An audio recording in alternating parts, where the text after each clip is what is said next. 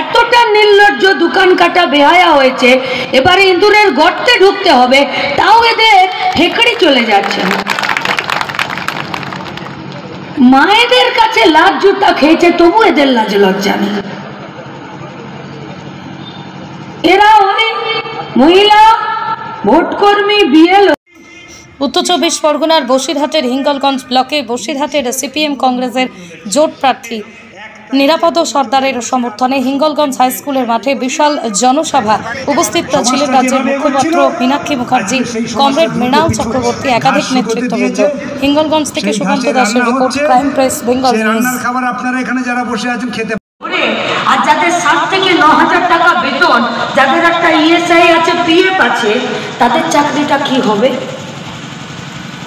আচ্ছা, নেতাকে ভোট লুট রুখে দেবার জন্যে যারা গাড়ি ভাড়া করে আজকের বিকেলে এখানে সমাবেশের টাইম ঠিক করে পারমিশন নিয়ে পুলিশ ইলেকশন কমিশনকে দাঁড়িয়ে মঞ্চ বেঁধে আমাদেরকে কেন এই কথা বলতে হচ্ছে যে ভোট লুট আটকাতে হবে?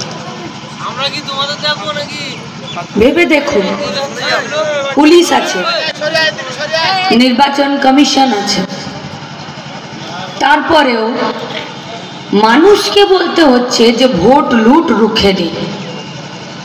তাহলে সরকার ফেল করে গেছে।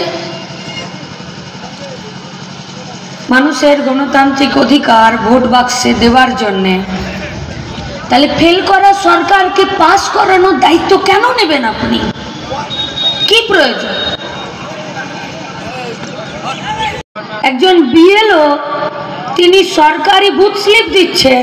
তৃণমূলের পার্টিটা এতটা নির্লজ্জ দোকান কাটা বেহায়া হয়েছে, এবারে ইঁদুরের গর্তে ঢুকতে হবে, তাও এদের হেঁকড়ি চলে যাচ্ছে না। মায়েদের কাছে লাজ জুতা খেয়েছে, তবু এদের লাজ লজ্জা নেই। এরা ওই মহিলা ভোটকর্মী বিএলওর হাত থেকে বুথ স্লিপ কেড়েছে, বিডিওকে অ্যাপ্লিকেশন করতে হয়েছে, তারপরে পুলিশ এসছে, তারপরে সরকারি কাজ তাকে করতে দিতে হচ্ছে। তাহলে মানুষের প্রতি ভরসা না থাকলে ভোট লুট করতে হয়।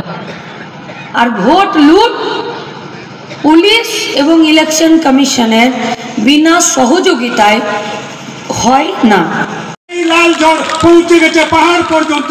সেই লাল ঝড়ের ঢেউ আস্তে আস্তে চুইয়ে চুইয়ে 1 তারিখে পৌঁছবে বসিরহাট লোকসভা কেন্দ্রে।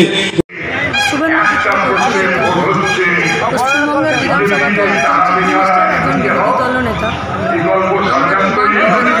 টাকাও এনেছিলাম তৈরি করার জন্য, আছি